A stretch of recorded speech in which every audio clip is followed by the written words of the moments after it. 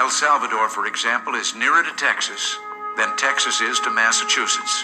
Central America is simply too close, and the strategic stakes are too high for us to ignore the danger of governments seizing power there with ideological and military ties to the Soviet Union. 6 weeks after the murders, White says he was pressured by Secretary of State Haig to send a telegram stating that the Salvadoran government was making progress in its investigation.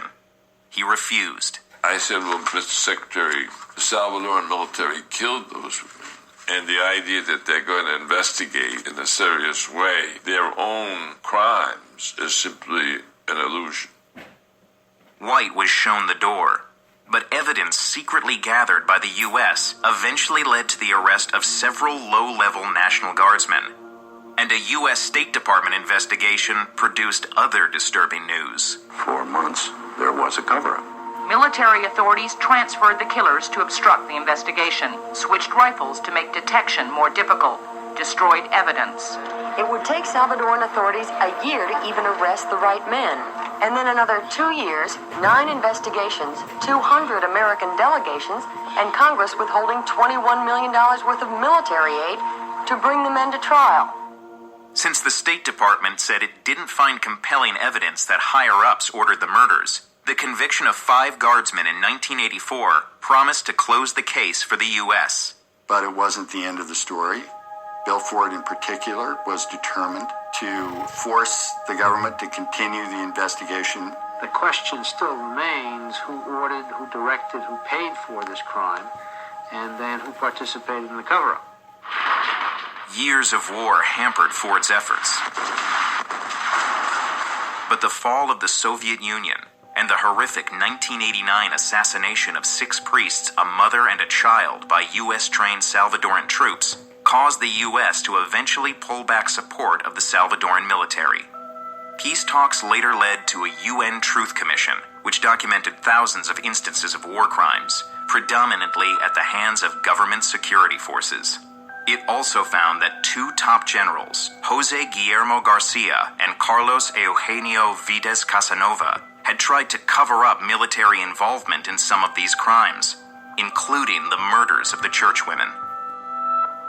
But Ford wanted to hear what happened from the convicted guardsmen themselves, and in 1998, 4 of them agreed to talk.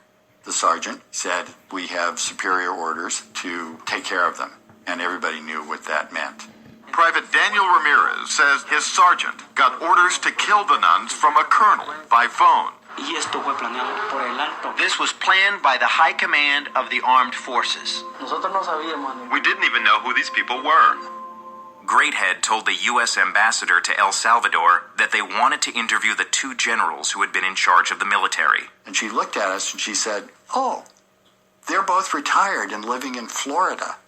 These 2 guys who had been implicated in crimes by the Truth Commission, including the murders of the churchwomen, were living in retirement in Florida. I was just astonished. Years earlier, Garcia had been given political asylum, while Vides Casanova became a permanent legal resident. Ida's brother, Bill Ford, who'd lost a civil suit seeking to hold the generals responsible for the murders, was outraged. It is shocking that people like Garcia, people like Casanova, should be allowed a comfortable retirement life in the United States. It took Congress to change that. Citing the churchwomen's case, it passed a new law targeting accused human rights abusers for deportation. Immigration judges eventually ordered the Salvadoran generals removed from the U.S. They are appealing the decisions, saying they had no role in the murders of the churchwomen and are innocent of any crime. General Vides most certainly feels that there's been a certain level of betrayal by the U.S. government given all that he did for his country, which was aligned with the vital interests of the U.S. That is not a sufficient excuse. But there is something a bit unjust about punishing the marionettes and letting the organ grinder go on his merry way. Ford died before the cases were decided, but White was there to testify, more than 30 years after he watched the unearthing of the bodies at the scene of the crime.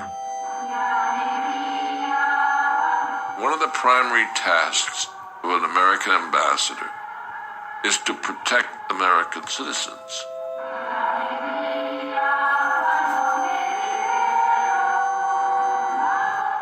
I regard this as completion of duty.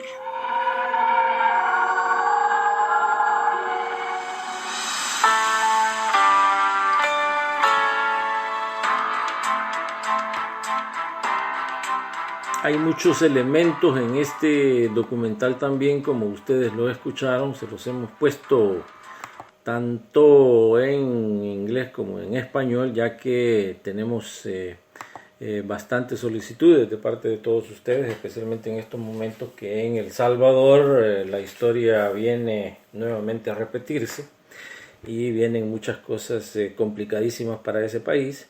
Hay que tener bastante claro lo que se dio en ese tiempo. Reportes que tenemos también acá, vamos a darle lectura rápido a este texto que usted nos acaba de mandar, en donde nos dice lo siguiente. Dice: asesinato de las monjas en El Salvador. Al inicio de la guerra civil salvadoreña fueron violadas y asesinadas las monjas Ita Ford, Maura Clark, Dorothy Cassell y la misionera laica Jane Donovan por agentes del gobierno salvadoreño. El 2 de diciembre de 1980, miembros de la Guardia Nacional de El Salvador detuvieron a 4 religiosas que habían abandonado el aeropuerto internacional de Comalapa. Las monjas Ita Ford, Maura Clark, Dorothy Cassell y la misionera laica Jane Donovan. Las mismas fueron conducidas a un lugar aislado para más tarde ser asesinadas con armas de fuego después de ser violadas. El crimen fue realizado por 5 miembros de la Guardia Nacional.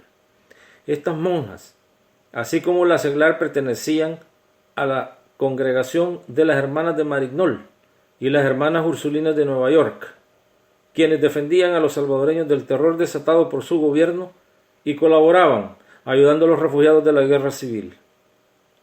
El secuestro se llevó a cabo después de haber regresado dichas víctimas a El Salvador con el fin de continuar realizando su misión de ayuda. En los cuerpos de las religiosas fueron halladas señales de los maltratos que acompañan característicamente a las violaciones. En 1984, Luis Antonio Colindres Alemán, Daniel Canales Ramírez y José Roberto Canjura, quienes llevaron a cabo el asesinato, fueron capturados y culpados de tal hecho, condenándoseles a la pena de 30 años de prisión. Sin embargo, los autores intelectuales de la tragedia permanecen en libertad por estar amparados por la ley de amnistía. La resolución del Senado fue auspiciada por el senador Russ Feingold, representante del estado de Wisconsin. El Comité de Abogados para los Derechos Humanos de Nueva York inició en el año 2000 una demanda penal por homicidio contra 2 generales salvadoreños a la acusación realizada por el periódico New York Times. La embajadora de las Naciones Unidas en aquella época, Jean Kirkpatrick, acusó a las monjas por participar en actividades subversivas.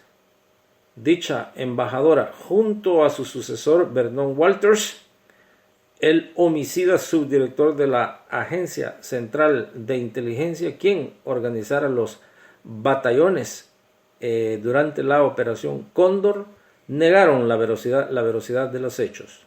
Los generales acusados son Eugenio Ovides Casanova y José Guillermo García.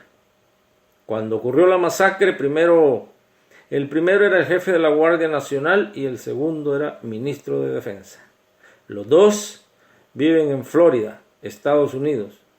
Los generales fueron declarados inocentes de cualquier responsabilidad en el secuestro, violación y asesinato de las religiosas en una corte federal de Florida. 2 años después, en otro caso, fueron condenados por la misma corte a pagar $54 millones a 3 víctimas de torturas durante la guerra civil de El Salvador. Hay más material, pero en estos momentos acá nos indica nuestro director de sonido que hemos llegado al final del programa.